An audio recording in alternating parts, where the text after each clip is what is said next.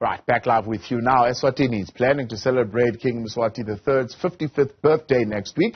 Eswatini is the only country in sub-Saharan Africa to remain under absolute monarch rule. Once again, the country faced the threat of protests on the 12th of April. The date marks the 50th anniversary of the King's decree that banned political parties and repealed the constitution. However, the Eswatini government has commended the public and national security services for normal operations. For more on this, I'm joined now by Eswatini government spokesperson Alpheus Nxumalo. Well, good to have you, and thank you very much for your time tonight here on In Focus. We know in 2006 there was a constitution that was put in place. But as we sit today in 2023, who holds supreme power in the Kingdom of Eswatini? Is it the Constitution or is it the King? Thank you, sir. Welcome to your viewers. Of course, let me start by correcting your introductory remarks prior when you are branding and labeling the kingdom as an absolute monarch.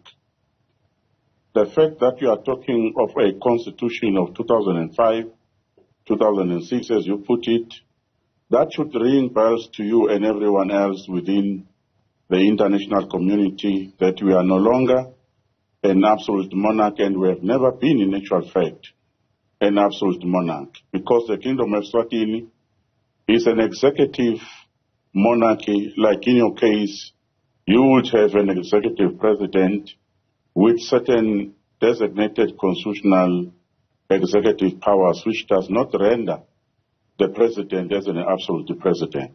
Yeah. So we are not an absolute monarch.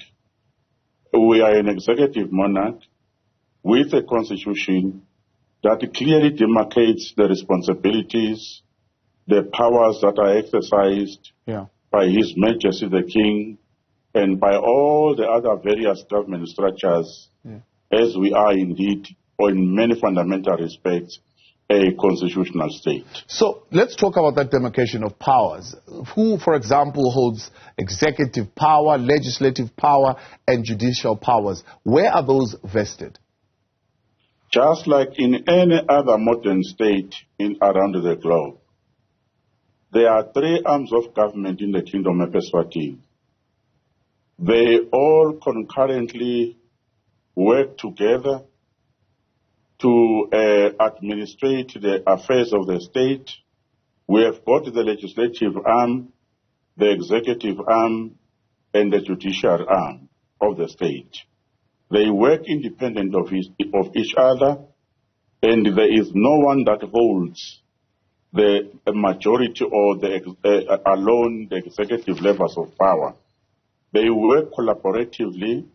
That is even the case with the institution of the monarchy in this country. As you may know, that the king rules and he is a king in council, that the monarchy structure is formed not only of the king as a person, but the institution is formed of the king, the queen mother, and various other traditional and subsidiary traditional structures such as advisory boards which assist and advise their majesties, for instance, on certain specific appointments as the constitution detects. Yeah.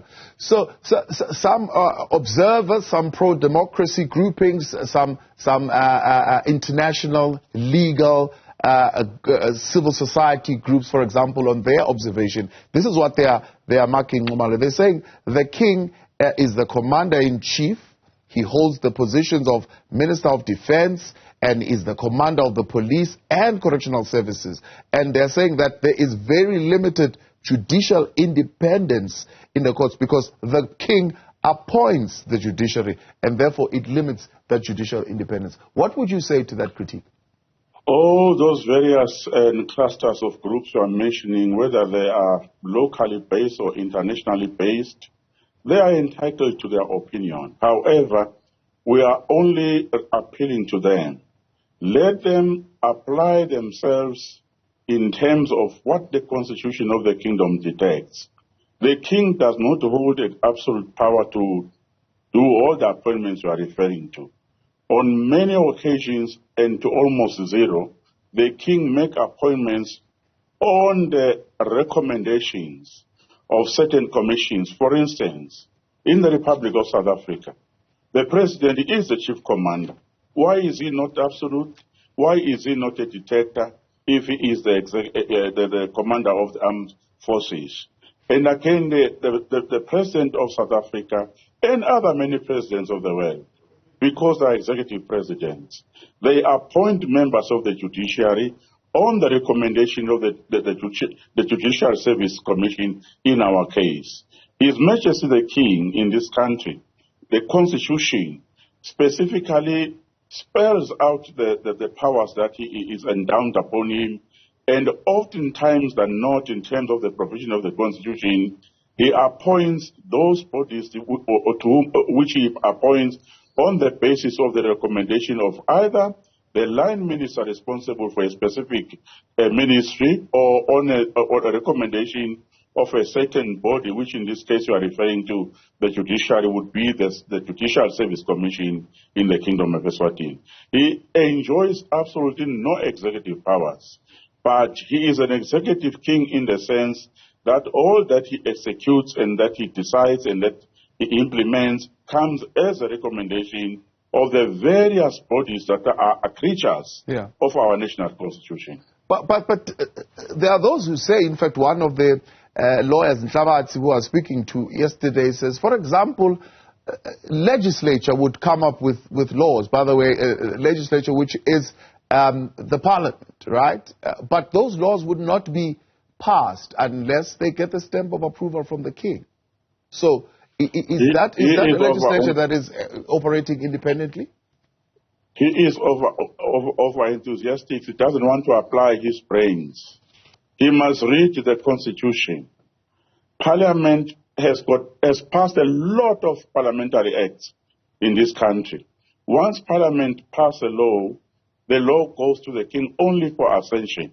The king only signs that document to a law exactly the same position that obtains with your presidents. Recently, you had a debate in Parliament about direct parliamentary elections and participation of individuals in your electoral process. The law, I don't know if that bill has since been signed by the President of South Africa into the law. It has not yet. It's still being debated. But that is not the point we are making. The point is the President of the Republic of South Africa has got a constitutional responsibility to pen his signature in that piece of bill in order to make it law. He doesn't change anything.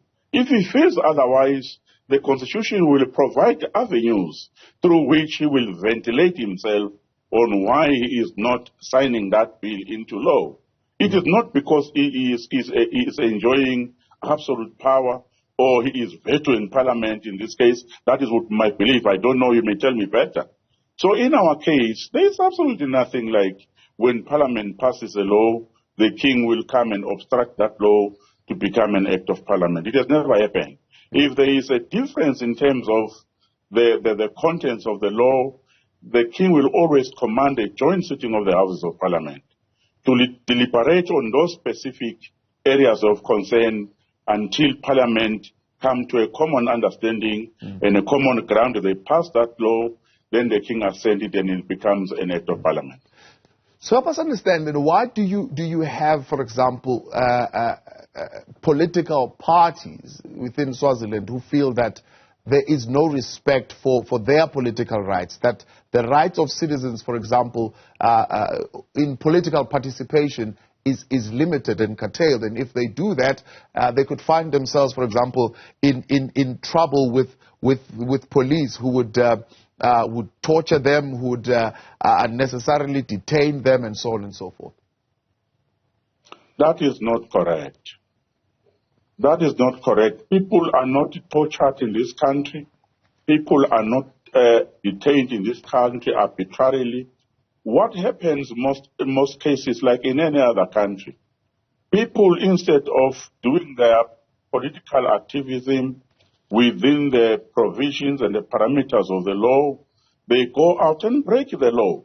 And when you break the law, we are a state, we are not a banana state. We rule this country through laws. When you break the law, there are consequences. You have oftentimes, in your case, for instance, we have seen members of parliament, especially those that belong to the EFF and other opposition parties, standing up in parliament, shouting to the president of the country. We have seen police being unleashed upon them to the point of bashing them out of the House of Assembly because they are breaking laws that concerns the governability of the House of Assembly. Not that necessarily because the Republic of South Africa is oppressive or it doesn't want them to operate freely. There is absolutely no problem in terms of who wants to do politics in this country. People have done political activism, as I can tell you, as I do now. In the composition of the present parliament, we've got members that come from various political parties. Right now, I will tell you that most of political parties, their members have already declared their candidature in the next general elections, which is taking place in the next 6 months. You have a various array of groups, sure. Swalimo, Pudemo, we have EFF, the local one here. People are arraying and are preparing themselves to participate in the elections. So it is not true that constitutionally or in terms of administrative work, people who belong to certain political parties are curtailed from participating. They do, and they do so freely.